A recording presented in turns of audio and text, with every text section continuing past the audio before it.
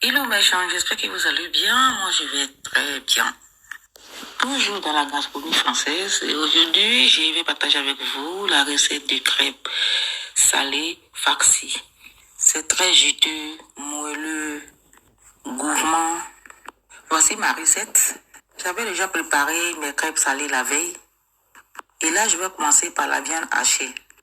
Dans une poêle, je vais mettre la viande hachée, du sel, poivre, de l'huile d'olive, beaucoup d'oignons, de l'ail que je suis en train d'écraser. Et je vais faire revenir le tout entre 5 et 10 minutes.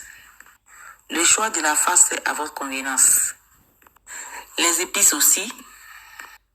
Une fois tout est mis dans la poêle, remuez jusqu'à ce que ces préparations soient prêtes à votre convenance aussi.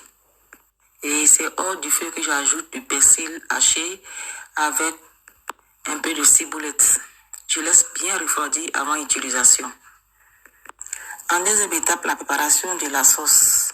Pour la garniture, dans un bol, je vais mettre 25 centilitres de crème légère, du sel, un peu de bouillon, du poivre, de la ciboulette, du fromage doux et 10 centilitres de lait.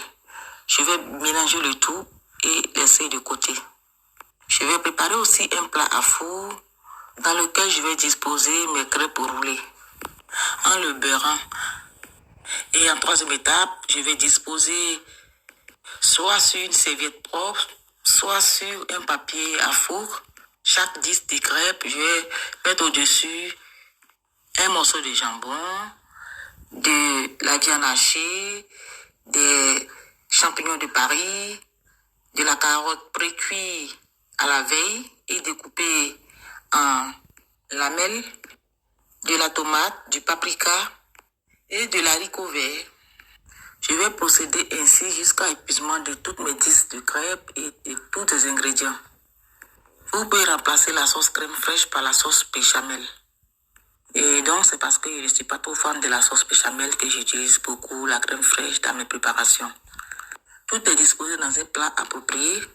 Ensuite, je vais disposer la sauce préalablement préparée, généreusement, saupoudrée de gruyère. J'ai allumé mon four à 200 degrés et je vais enfourner 15-18 minutes environ. Vous pouvez l'accompagner avec de la laitue, de la salade de tomates, de la salade même de légumes et avec une bonne vinaigrette. Comme je dis tous les jours, il faut diversifier nos repas. Et la curiosité culinaire est très enrichissante. Je vous la conseille. Aujourd'hui, je l'accompagne avec une bonne salade de tomates. Demain, ça sera de la bonne laitue avec une bonne vinaigrette. Une bonne vinaigrette à la moutarde, comme dans la vidéo. En tout cas, nous, on s'est vraiment régalé. J'espère que vous avez aimé ma recette. Likez, partagez. Je vous dis à très bientôt pour encore d'autres recettes, d'autres tutos, d'autres partages. Au revoir.